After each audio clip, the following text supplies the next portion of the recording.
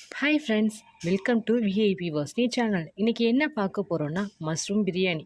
வாங்க வீடியோஸ்குள்ளே போய் பார்க்கலாம். 3 வெங்காயம், 2 தக்காளி, 2 பச்சை மிளகா, பாதி எலுமிச்சைப்பழம், ஒரு பாக்கெட் மஷ்ரூம், கொஞ்சம் கொத்தமல்லி, கொஞ்சம் புதினா, 1 ஸ்பூன் இஞ்சி பூண்டு பேஸ்ட், 1 ஸ்பூன் தனி மிளகாய் பொடி, 1 ஸ்பூன் பிரியாணி மசாலா, 1 ஸ்பூன் கரம் மசாலா, தேவையான அளவு உப்பு. இன்றைக்கி நான் பாஸ்மதி ரைஸ் வச்சு தான் மஷ்ரூம் பிரியாணி பண்ண போகிறேன். மஷ்ரூமை கட் பண்ணி க்ளீன் பண்ணி வச்சாச்சு. ஆனியன், தக்காளி அதையும் நம்ம கட் பண்ணி க்ளீன் பண்ணிட்டோம். இன்றைக்கி ரைஸோட மெஷர்மெண்ட் பார்த்திங்கன்னா இந்த டம்ளரில் தான் 2 டம்ளர் வச்சுருக்கேன் நான். இப்போ நம்ம அடுப்பு பற்ற வச்சு நம்ம பிரியாணி செய்ய ஸ்டார்ட் பண்ணிடலாம். ஸ்டவ் ஆன் பண்ணிக்கலாம். இன்றைக்கி நம்ம பிரியாணி வந்து குக்கரில் தான் பண்ண போகிறோம். தேவையான அளவு எண்ணெய் ஊற்றிக்கலாம்.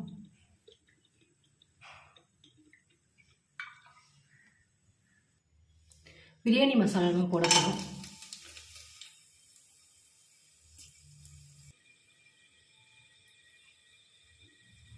பிரியாணி மசாலா போட்டாச்சு. ஆனியன் போட போகிறோம்.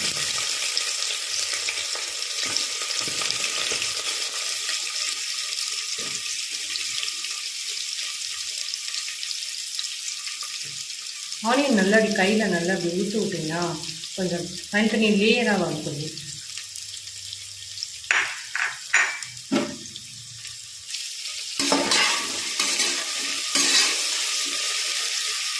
வெங்காயம் ஃப்ரை ஆகிற வரைக்கும் நல்லா அப்படியே வதக்கணும். வெங்காயம் வதக்கிறதுக்காக கொஞ்சம் லைட்டாக அப்படி உப்பு போடணும். உப்பு போட்டிங்கன்னா கொஞ்சம் சீக்கிரம் கொஞ்சம் அப்படின்னு.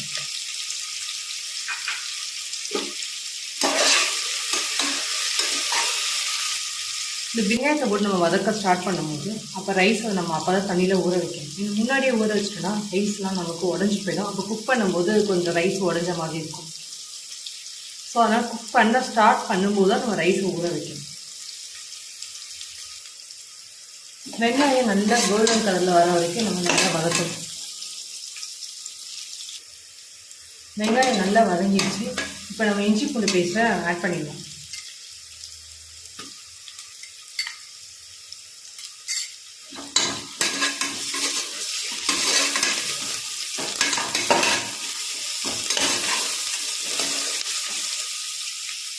நெக்ஸ்ட்டு தக்காளி போடும்.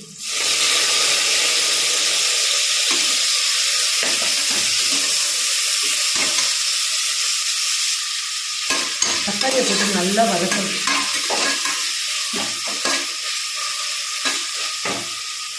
நம்ம நறுக்கி வைக்க பச்சை மிளகாய் அதையும் ஆட் பண்ணிடுவோம்.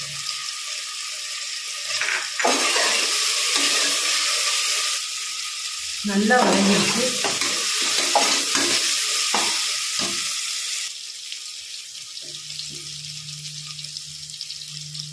நம்ம எடுத்து வச்சுருக்க மசாலாலாம் ஒன்று ஒன்றா போடணும்.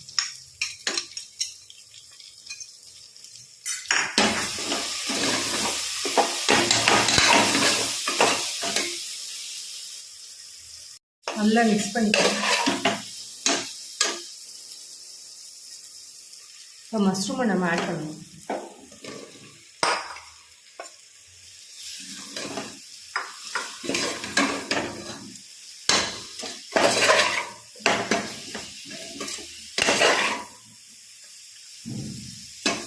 ஆட் பண்ணி நம்ம நல்லா மிக்ஸ் பண்ணிக்கலாம்.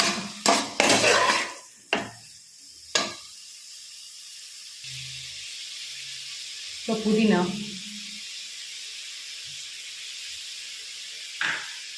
கொத்தமல்லி எல்லாத்தையும் நல்லா மிக்ஸ் பண்ணிக்கலாம்.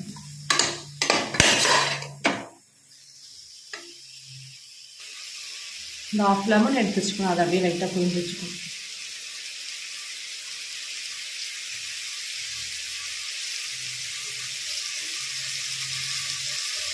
நல்லா குக்கராக இருக்குது. நான் இந்த டம்ளரில் தான் நான் அரிசியை மெஷர்மெண்ட் எடுத்து போட்டேன்.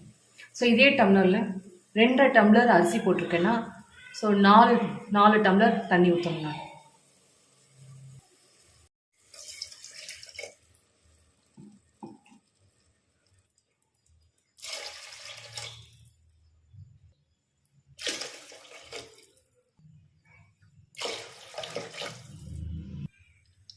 நான் 4 டம்ளர் தண்ணி ஊற்றியாச்சு. இப்போ உப்பு இருக்கா, காரம் இருக்கா, டேஸ்ட் பார்க்கணும்.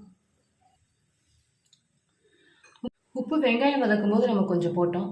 அதுக்கப்புறம் நான் உப்பு போடவே இல்லை. இப்போ உப்பு கம்மியாக இருக்குது, அதனால் நான் டேஸ்ட்டு பார்த்துட்டு நான் உப்பு போடுறேன்.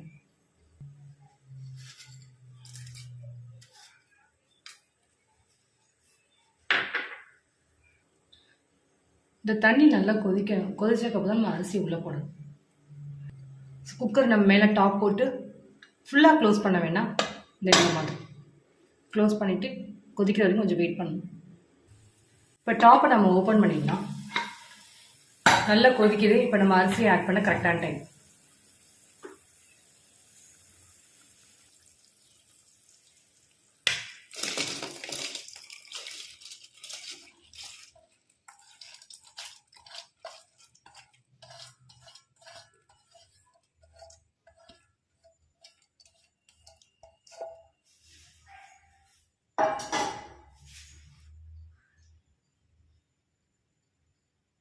அரிசி ஆட் பண்ணியாச்சு. லைட்டாக அப்படியே கிண்டி விட வேண்டியது.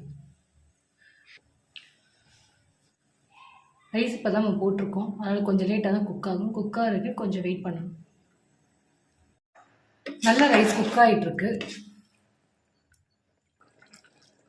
ஸ்டவ்வை நல்லா ஸ்லோவில் வச்சுட்டு ரைஸை நல்லா குக் பண்ண விட்டிங்கன்னா ரைஸ் உடையாமல் குக் ஆகும். இந்த தண்ணியில் ட்ரை ஆகிற வரைக்கும் ரைஸ் அப்படியே ஈக்குவலாக வரணும். அப்போ வரும்போது தான் நம்ம தம் போட முடியும். ஸோ அது வரைக்கும் நல்லா குக் ஆகட்டும்.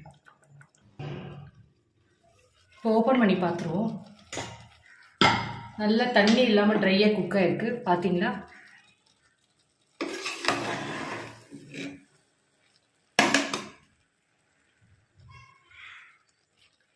இப்போ தம் போட்டுற வேண்டியதான். தம் போடுறதுனா குக்கரை மூடி போட்டு தம் போடக்கூடாது ஆக்சுவலி. ஏன்னா ரைஸ் நல்லா உடஞ்சிடும். தோசைக்கல்லை அடியில் வச்சு அதுக்கு மேலே குக்கரை வச்சு நம்ம அதுக்கு மேலே வெயிட் வச்சா தம் போட்டு பிரியாணி ரெடி ஆகிடும். தம் எப்படி போடணும்னா, ஒரு பேனை வந்து வச்சுக்கணும். இந்த பேன் ஃபஸ்ட்டு நான் தோசைக்கல் ஒன்று எடுத்துக்கணும். இந்த தோசைக்கல் பார்த்தீங்கன்னா நான் தம் போடுறதுக்கே எடுத்து வச்சுருக்கேன். ஸோ இந்த கல்லை நான் ஸ்டவ் மேலே வச்சுருக்கேன். நெக்ஸ்ட்டு நம்ம குக்கரை தூக்கி அது மேலே வச்சுக்கலாம். வச்சு நெக்ஸ்ட்டு என்ன பண்ணலான்னா, வெயிட் ஏதாவது மேலே இருந்தால் தூக்கி வச்சுக்கலாம்.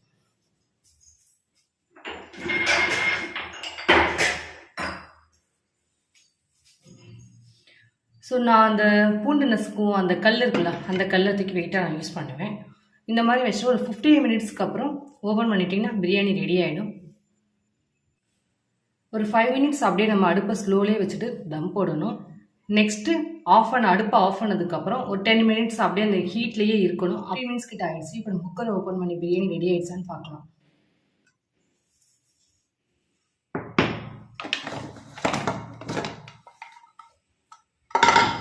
பிரியாணி ரெடி ஆகிடுச்சு. பாருங்கள், ஒரு தண்ணி கூட இல்லை, ட்ரையாக இருக்குது பாருங்கள்.